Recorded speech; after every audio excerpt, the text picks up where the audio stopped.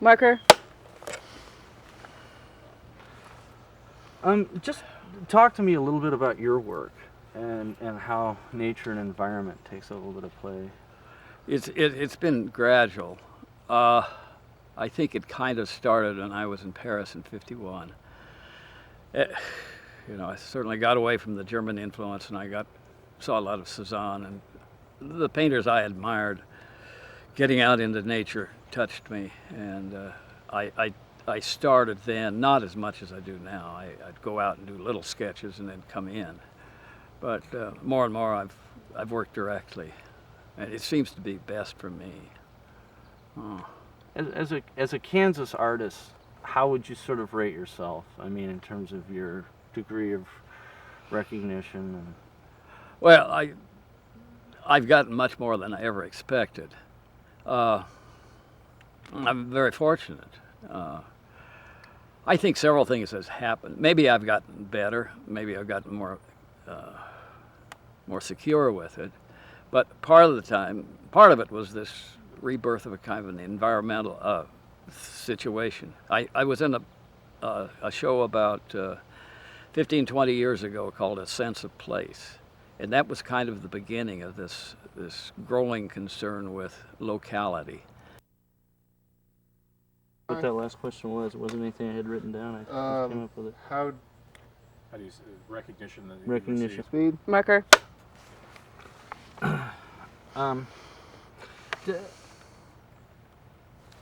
You've received a certain amount of recognition as an artist. I mean, how do you describe that? I mean, how would you rate your stature as an artist in Kansas? I really can't rate it. I think the thing that's helped me is that the people that have purchased my work seem to find that it stays with them, and it's a part of their life, and that's been a great help. Of course, as AB said, you're going to be a good painter, but you'll never make a living at it. I've made quite a bit of money in the last few years. I never expected to. I'd have painted just as hard with it otherwise, but I think being kind of a loner, to find a sense of communication with people has been really, really important for me, and I find it, very helpful. How would AB react to your stature as an artist, as a Kansas artist? Well, I don't know. I think he would be very much against any kind of self-conscious promotion. I know he would, and I don't think I've done that. It's a hard question. I don't know. Do you think he'd be happy with your work? That's another hard question. I would hope so. I think for a while, when I turned to landscape, I thought I might be betraying a kind of trust. I think he had the feeling that I should paint allegorical figures or something other than what I was painting. I know that he had a great affinity for nature, but I think raw nature, being right out in the midst of it, would be pretty foreign to him. Mm-hmm. But some of the painters I admired so much, Monet and Sisley, and he loved. I couldn't presume. I wish I knew.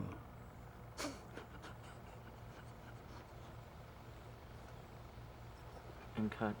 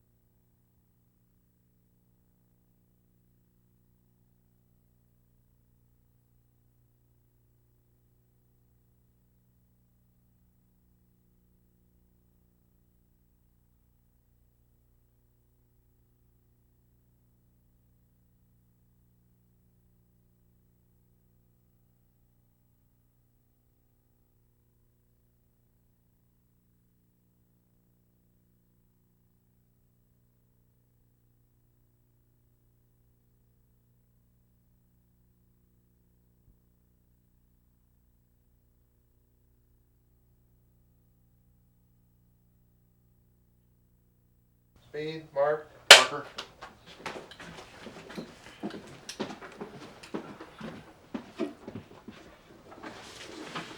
I hope nobody falls down those stairs.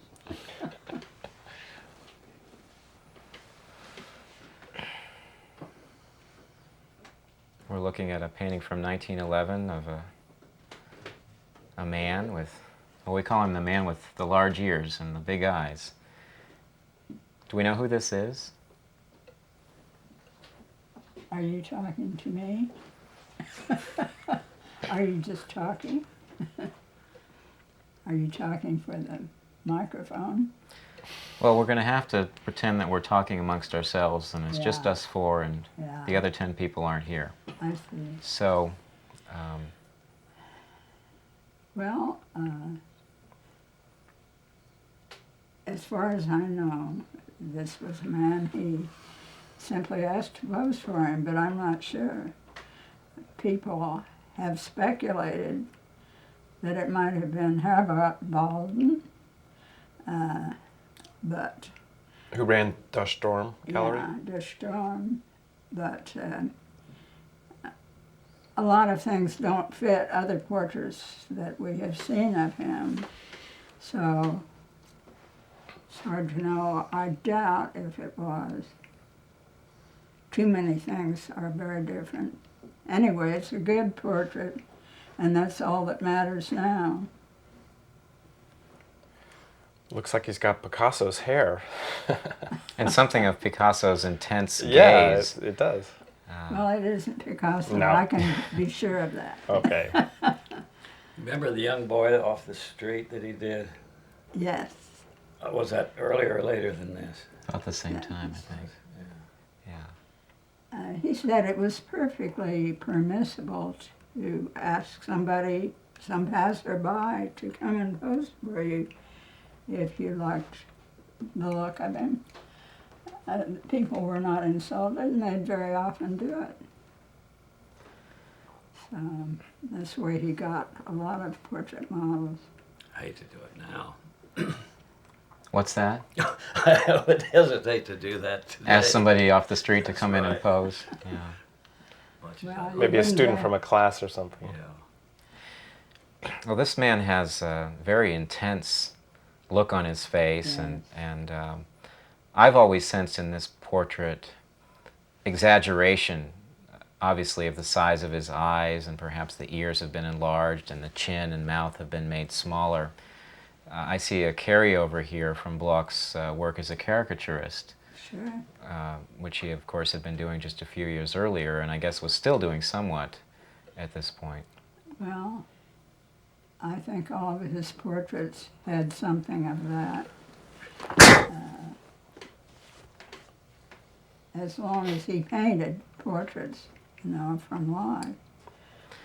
And that's another And important that was point. always early. That he had actually had the man in the studio, Right. whereas later when he painted a human figure, it was from his imagination Yeah. rather than from the model. And from memory, because he painted all the time without paint. He was constantly painting or drawing. He used to tell me that. I wonder how he did that. I notice sometimes There'd be no paper. there'd be no paper. Well, you've told the story, Anna, one time that reveals how he worked. And In terms of, You were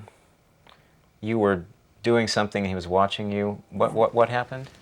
well, I think at that time he said, "Don't move your hands. I'm drawing them," or something like that. But he didn't have a pen or a paper. No.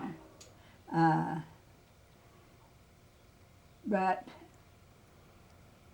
another thing, he did just absorb. But he was so practiced in this matter of drawing or painting without the tools thereof that he didn't need to do it consciously. He just did it, like breathing. now this is one piece that he didn't paint over another painting. Many of the 1911 Oh. paintings were over other paintings, and this Right. one, he got it just the way he wanted it. In fact, brought it back that way. It's painted with the same transparency through the jacket that some of the cityscapes were painted from 1911, washing of color.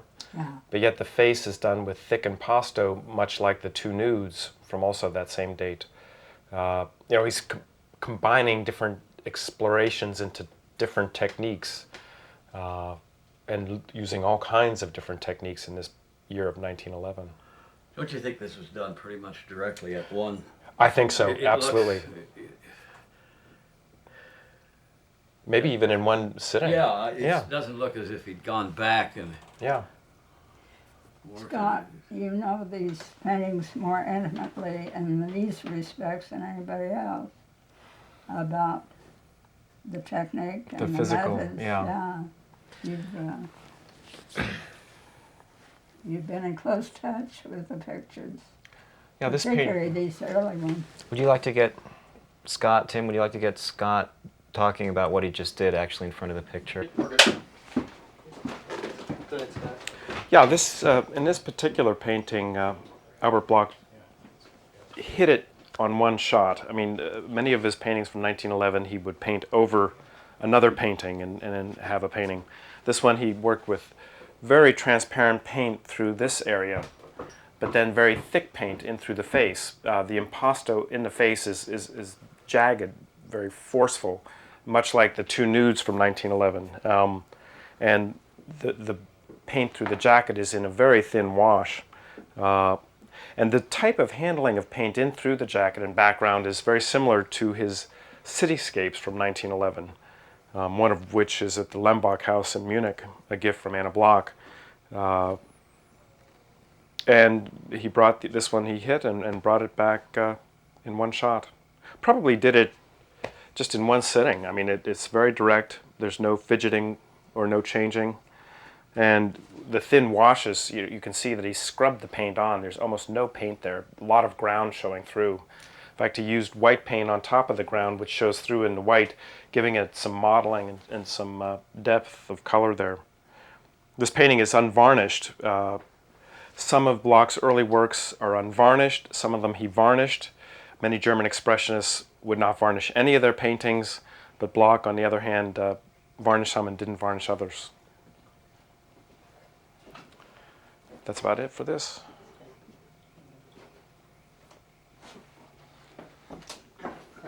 Marker?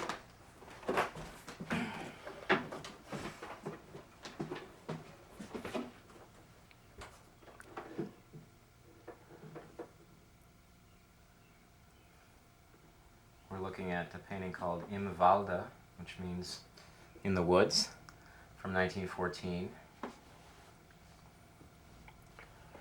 Now, how much of this did Cezanne do? Oh, Scott. wondering.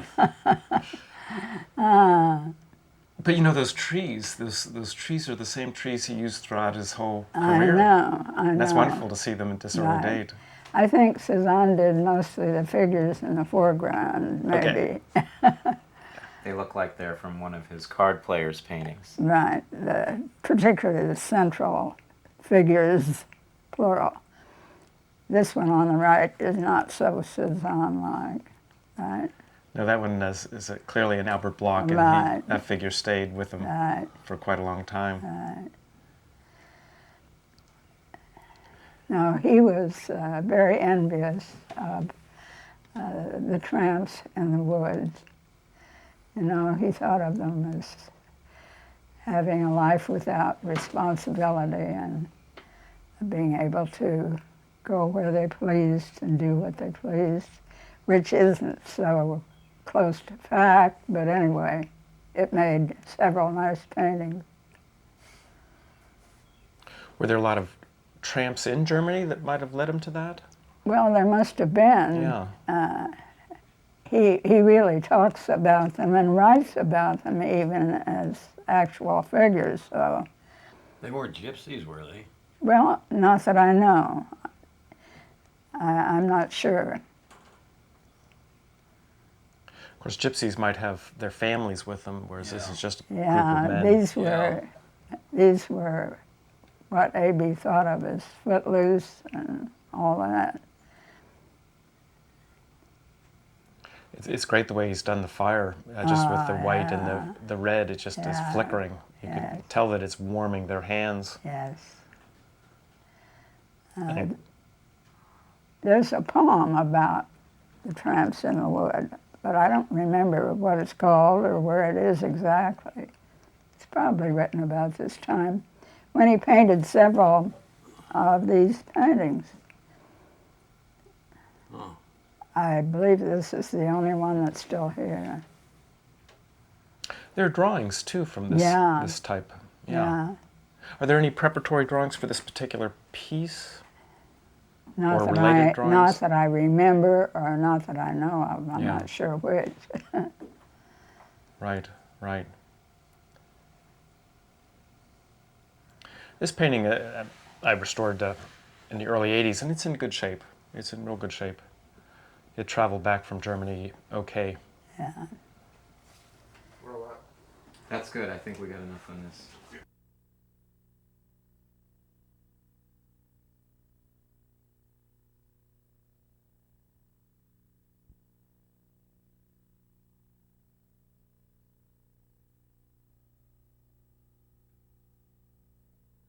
Marker. Okay. Did you get a drink, David? Yes, thanks. Did you get a drink, Bob? I don't really want one. All right. Here's Prophet from 1922. He was in Chicago at this point. How did he end up in Chicago? Well, Eunice Teachins got him a job there. Oh, the same That's woman who wrote that memoir. Right. Uh-huh. He had come back to St. Louis, just come back from Munich, bringing his family with him. They were a bit unwilling to come. Like Horty didn't want to come back here. She loved Munich. And she had her coffee house and her friends and such. But anyway, he had no, after the Daniel showing, picture sales were very infrequent. Nobody seemed to appreciate his work or know what he was about. And he was extremely unhappy in St. Louis and wanted to get the hell out of there. So Eunice Teachins, who was married to a man,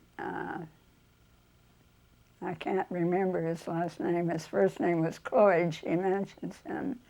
Anyway, she tells how they happened to meet, and he practically implored with her to find a way to get him out of there. And so she knew the director and I think the founder of the Academy of Fine Arts in Chicago, who knew about A.B. and gave him a job teaching there. It wasn't much of a job, but it was a job. So that way he got out of St. Louis, spent a year in Chicago, and then he came here. So. And how did it work that he got the job here? I know there was a correspondence and so on. Yeah.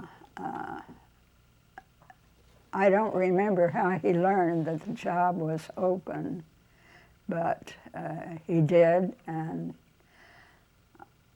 he applied for it with this very interesting letter, which is kind of a resume. It's a little autobiographical document, and so it's very nice for us to have. The remarkable thing about that letter, if I remember accurately, is that he doesn't mention that he showed with Der Blaue Reiter or that he was friends with Mark and Kandinsky. That's right. Well, those names meant nothing to people here. They'd never heard of them. They didn't know anything about such a movement. We forget things that become so international now that we forget that all these communications didn't take place so readily then. Yeah. And so there was no point in his mentioning them. They weren't known here. Now, was that then the first, the formation of the art department here at KU? Yeah. That was the first time Well, they had anyone? there was an art department, but it was pretty even skimpier one than he had. Yeah. I think there were just 2 people, and one of them was leaving. I think he was retiring, and so they wanted to rebuild the art department, or say build it, and he built it. Now that's And with only 3 faculty members, he had a very fine art department, and it was recognized. His students got scholarships to the New York schools, etc. David, how It many? was- 3 for both studio and art history. How many in studio and art history right now at KU? Oh gosh, well, many times that. Yeah, 20, sort 30? of, well, the painting and sculpture faculty at KU probably And is, art is history? about 15 or 20 by now. Yeah. Art history is a separate Right, department. art history. But it was the same department back when Oh, AB yeah. was It there. wa- yeah, and he invented it. Yeah. AB taught the first courses in art history at the University of Kansas. Why do you think he was painting this street prophet? I imagine he had seen something that suggested it, some similar bunch of people, probably. Are there some drawings from that date? Did he make drawings in Chicago? Do you know? Oh, I'm sure he did. He made drawings wherever he was, but if it exists, I don't believe I ever saw it. I'm not sure. There's a dry point that's similar. Well, the man with the tall hat, the politician back there, certain Yeah. other figures have suggested it. Yeah, it's one of the characters. Now, was this a recollection to his German time? I don't think so. I Okay. think it was likely a Chicago Chicago. event. And there's still that interest in characters, Yeah. all right. caricature and characters. What a contrast, too. Yeah. That recurred even late in his life. The painting that you saw recently Oh, in Wichita. no, yeah, at San Zane Museum. Yeah, sorry. Yeah. And I have the slide down there for you to look at if Oh, I'd you'll like to see remind it. me. Yeah. And there are others from the late work. One is in the Booth collection now that are caricatures. I've always Yeah. thought that this little fellow near the center is like a little clown with dots on his cheeks. Yes, Wandered in from one of AB's clown paintings right. The yellow.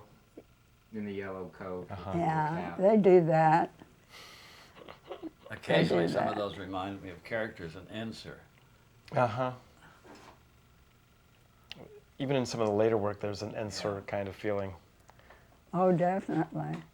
But David, does this seem, is there a little cap and dunk in this, would you think? Or- Well, that's the problem with trying to cite influences, is you end up naming everybody else's name, but you're really looking at blocks. So yeah. I think he's moving in the direction of his own style. He maybe isn't there yet, but I think by the later 20s, and certainly in the 30s, that his work begins to look like AB's and no one else's.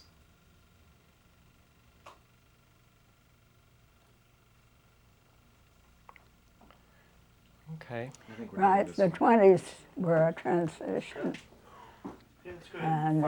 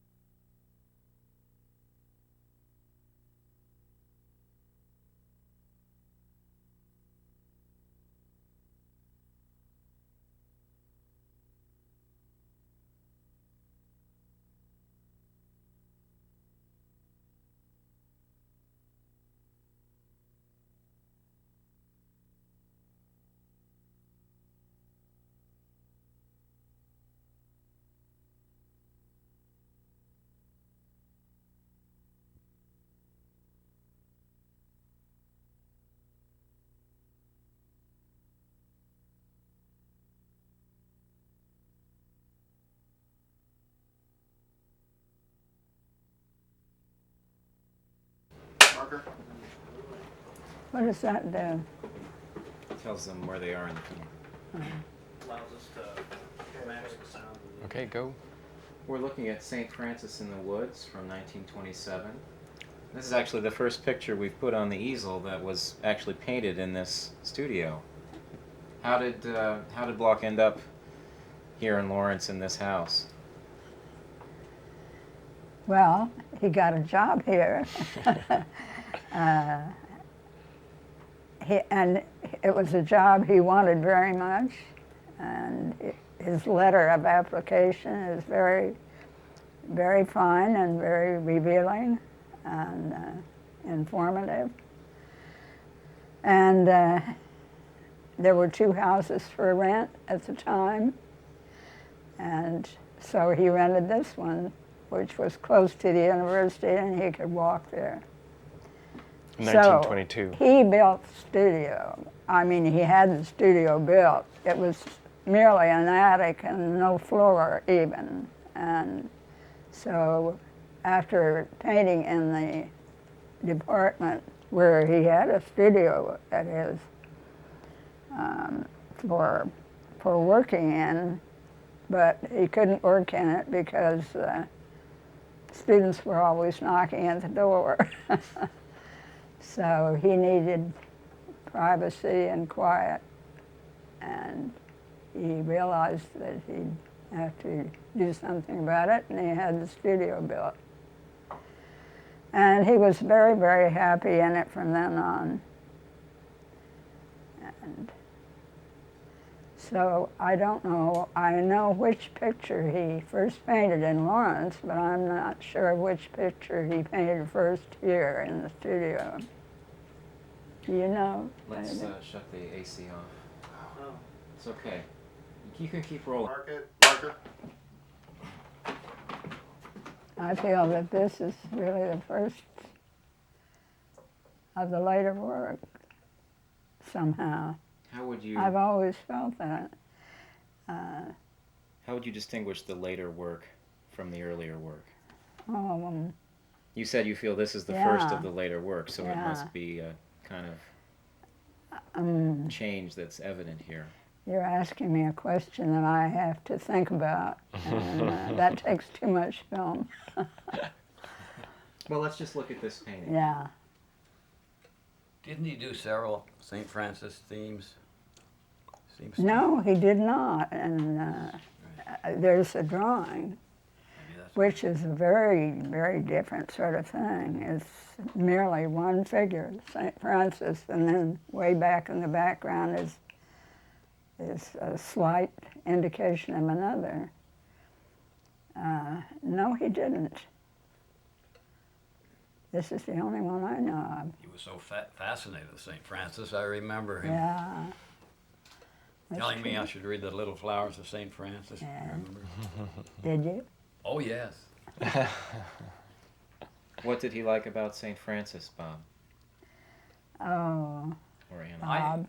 I think the St. Francis and nature. I think obviously they. Well, who doesn't love Oh, St. yeah. Francis?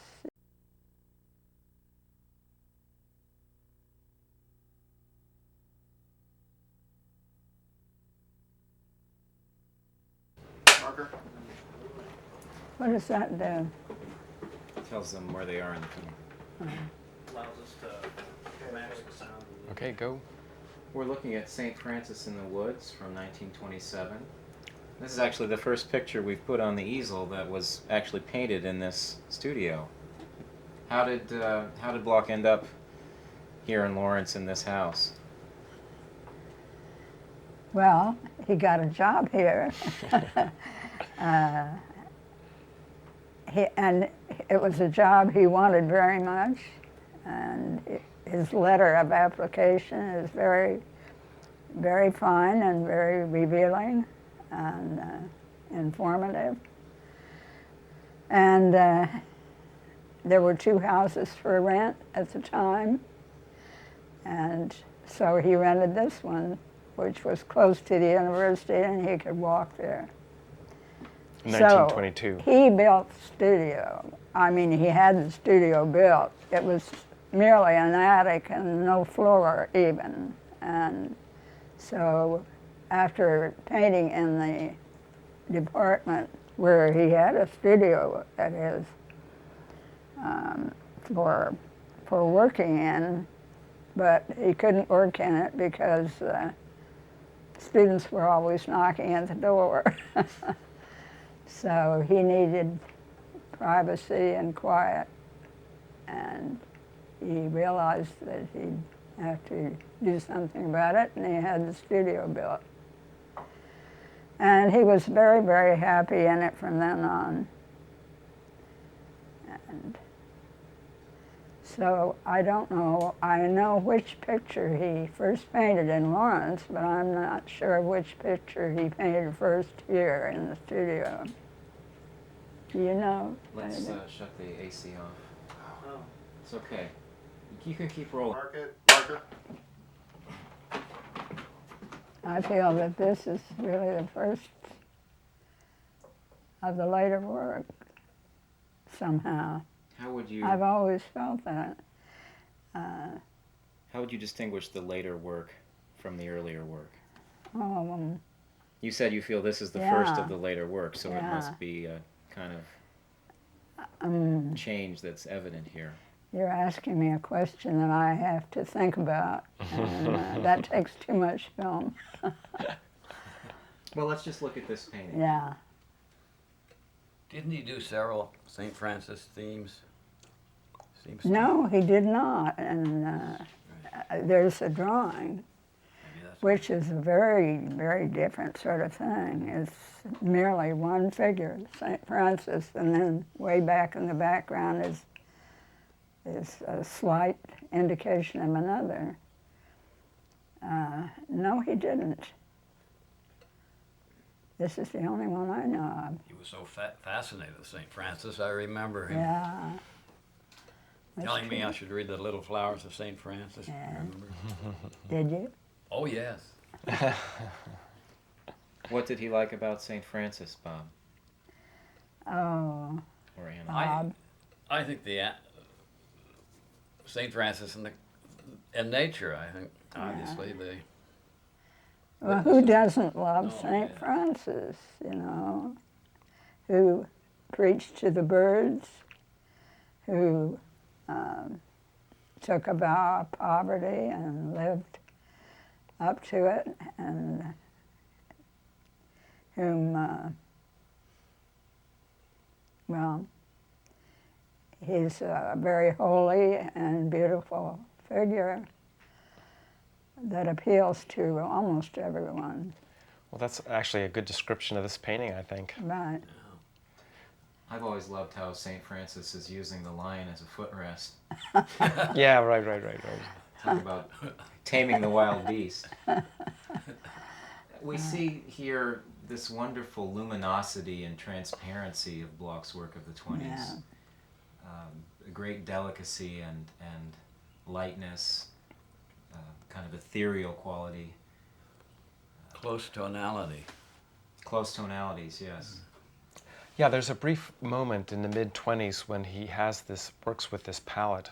There really aren't many paintings using this palette that I'm aware of. And it's a painting that would have taken a fair amount of time to do, I would think, with the layering of color and so on. He was, just generally speaking, not a rapid painter at all. He worked many, many sittings over one painting. That's in the American period, but in the German period often Right. it's quite different, which Right, would be a right, contrast between the two. Right, Well, when you talk about the later Bloch, I mean, to get back to that big Yes. question, yeah, I think there's greater complexity, but there's Right. also greater depth. right, And this is a deep painting, yes. which is And- saying a lot with a few words, I Yeah. hope. I remember him telling me, I don't know when it was, that if a painting didn't go well, he kind of took to his bed. I mean, he couldn't give up. It was like, it was serious business. It wasn't fun. Listen, It was agony, I think. I remember one little still life that he said he had started because he thought he could relax on it. And it resisted his attentions, and he simply couldn't make no headway with it. And he didn't take to his bed, but he stayed downstairs and didn't come up and fight with it till he had the courage to do so, and it took a while. He finally made it. It's not here, but he didn't destroy it, so it was a good painting. But he did destroy a lot of his German period work.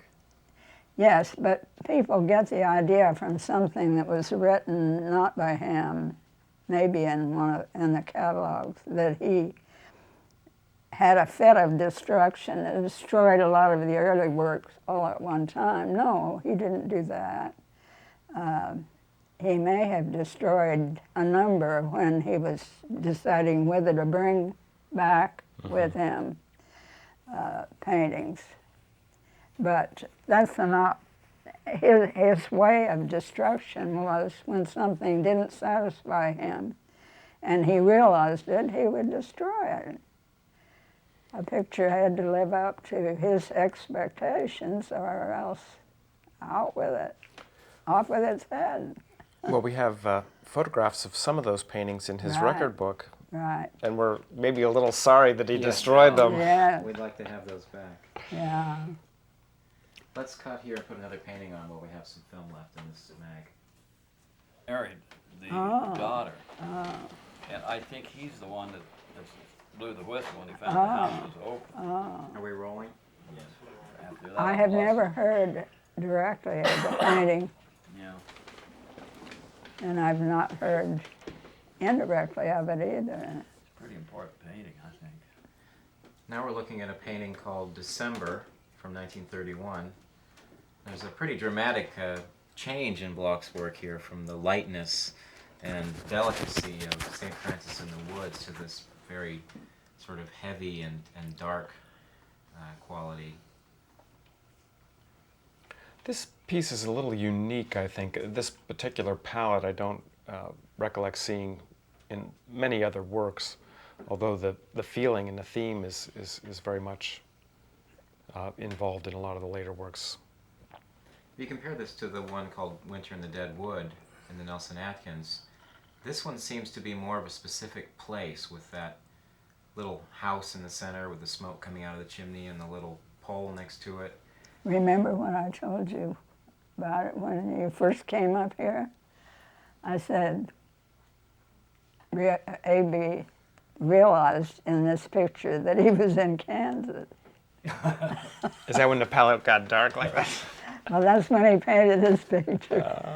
And it's also the early years of the Depression, Yeah, and I feel the kind of right. solemnity or even melancholy feeling of the Depression in this picture. Yeah. Those birds appear frequently in Bloch's art. Yeah. Did he have a name for them? Not that I know of.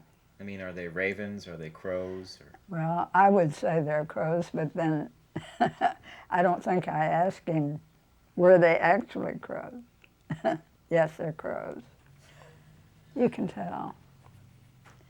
And crows go with that painting. And crows go with Kansas too, because Well, they come certainly through do. here, on their migration route, Well, they live here a and then lot. they live here too. Yeah. They were in his poems too. Yeah. Does this look like Kansas to you, Bob? I think so. I mean, these paintings made me see Kansas in this way at first, at least. And there is that desolation in places. I've seen a lot of abandoned homesteads in the prairie, for example, very much haunted by the landscape around it, yes. And yet this little house is clearly still occupied Yeah. because of the smoke coming out of the chimney. Not sure I'd want to live there. Well, and the road is unpaved. It's a rutted road, and it just sort of shows people coming and going. But having a hard time doing it? Well, you know, the general level of economics, people were poor in those days, whether they knew it or not. Comparatively, people simply didn't live as they do now. And take it, Bloch said he knew him, knew the writer. Oh. Do we want to put another It's- picture on the easel? Are we done talking about this one? Sure, we could do that. I don't know what else we'll say about this. We can.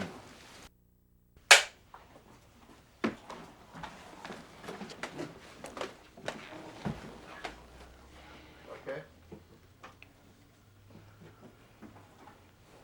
Fortunately, my dog doesn't mind starving to death. Yeah, I'm worried about my family. Are they starving to death? No, but I have to call them and tell them not to. I'm sure they're waiting for that call. It's only 4:15 by David's watch. Okay. Talking about December 1931, Yeah.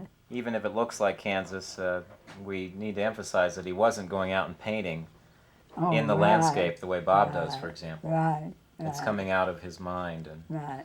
onto the canvas. And anyway, I made that up about Kansas. That's my interpretation. He didn't He didn't say indicate that, that this was when he first realized he was in Kansas. But of course, that points to the big difference between Bloch and people like Curry or Benton or Wood, who were consciously painting the Midwest Right, and seeking to capture the spirit of the Midwest. And I think that Bloch had very little patience for that kind of regionalism. right. And see, Although he was certainly taking moments of his region very clearly. Well, it shows through in that painting, I think, almost more than anywhere else in his work. in That the, one painting, in the December, yes. yeah. And yet it doesn't Yeah. have to be Kansas, I guess is the No. point. No. But it must be. Well, we have, what is this one? Templeton?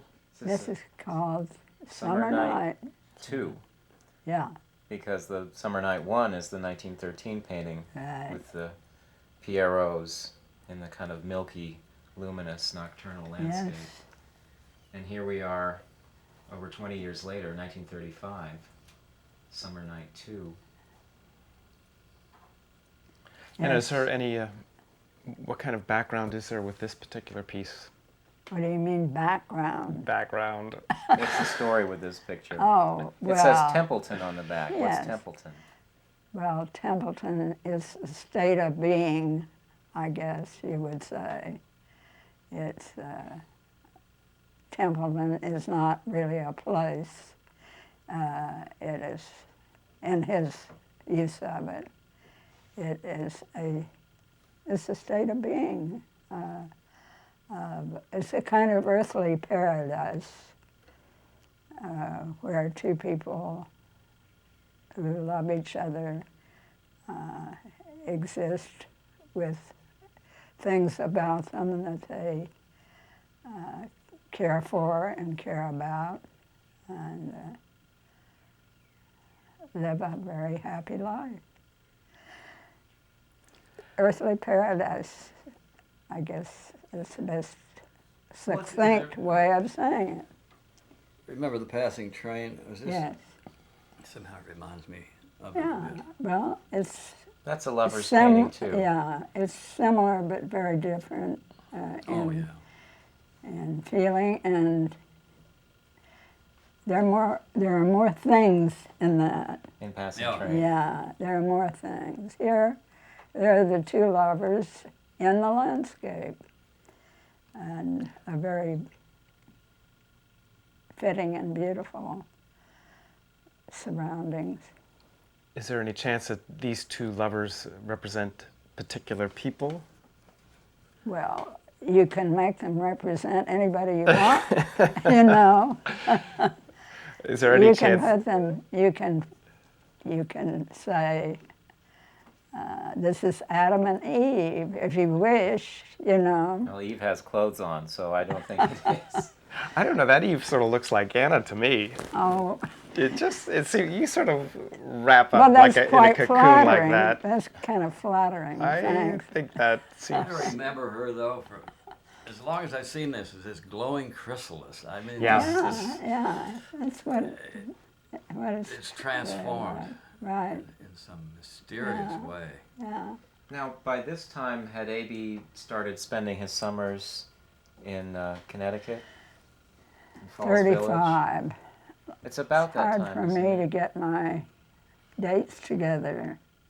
No, that was No. too early. That was earlier. Well, let's not pursue that then.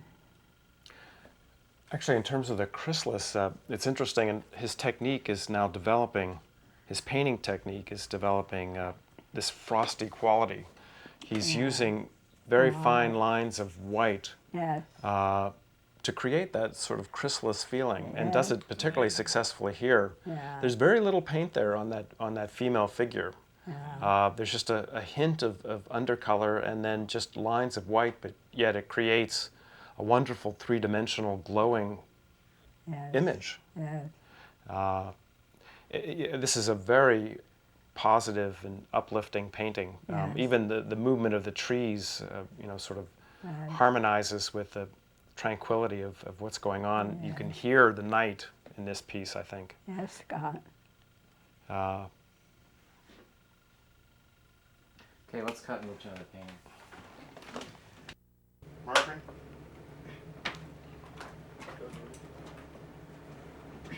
Here is March of the Clowns, which Bloch painted between 1940 and 41. Turn the air off. Thanks, Chris. Mark it. Rolling.